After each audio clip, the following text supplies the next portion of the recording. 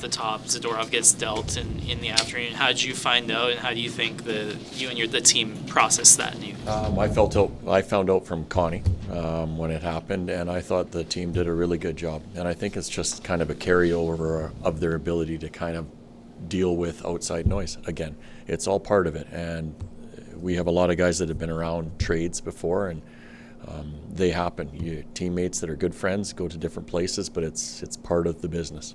Yeah. And on a night when you lose a regular defenseman back there, the rest of your defensive core continues to do what they've been doing. There's a little bit of irony there, but just what can you say about what you're seeing offensively from your blue line? I'd like to see them continue to score, I'll tell you that much. It's nice to see them generating. Chris, at times he's not a guy that typically we look to for offense, but they're up in the play a little bit more right now, and they're making good decisions with the puck. But even Dennis and Osterley for his first game back in a while, I thought he played similar to the way he played his first exhibition game here against Vancouver. So that was a positive thing for us that he went down and worked on some things that we've asked him to work on. Did a good job tonight.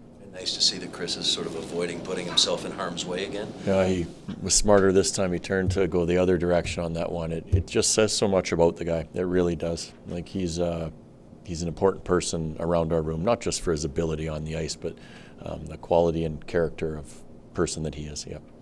Momentum's such an important part of sports. Does it feel like you guys have it a little bit right now? Like it feels like you're rolling. Yeah, I feel like we do have a little bit right now. We've played some good hockey over the last little while. The challenge now is making sure that continues. We have a tough game again coming up on Saturday night against a really good team. So we have to turn a page after tonight and get ourselves ready for Vancouver. You mentioned after Uyghur's overtime goal that you got to the dressing room as quickly as possible. You didn't have that option? I came back. I didn't know what was going on. From when I first saw it, I didn't think there was going to be anything wrong with it, but I guess they have to make sure on everything. You talked about the group's resiliency this year. Obviously, sometimes goals that get wiped out on a challenge, they can deflate a team. You still had about 5 minutes left in the clock.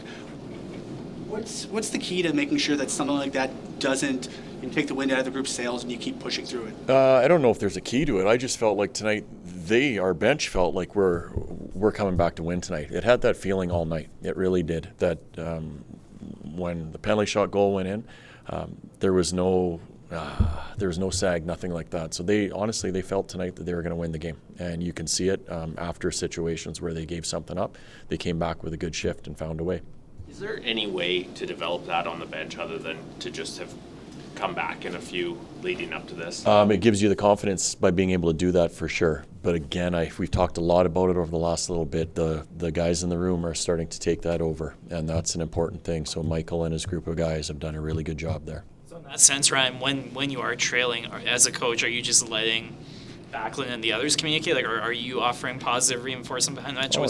There's still no up or down. There's still communication and push from the bench, players to players, coach to players. That's always there, no matter what situation you're in.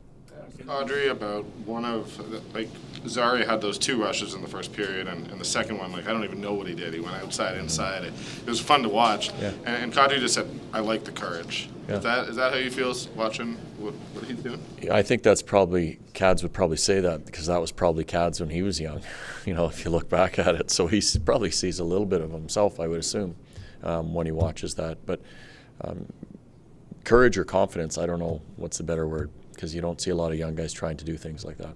He's tied for the team lead in goals right now. What are you seeing out of him that's letting him have that success offensively? He's shooting the puck a lot this year, a lot more than he had in the past for us, and he's putting himself in position to be able to get it away a little bit quicker. And again, I'll say he's feeling good about where he's at right now. So he's enjoying being at the rink, and he's enjoying how he's playing too, which goes a long way. Ryan, I appreciate you haven't had a lot of time to reflect on it yet, but you coached the defenseman for a long time. You've been Nikita's head coach. Just how difficult is it to say goodbye to a player like that? It's you spend time with guys, you develop relationships with them, and every player has a different personality that you get to know and you get to appreciate. So it's hard when you lose a player, for sure.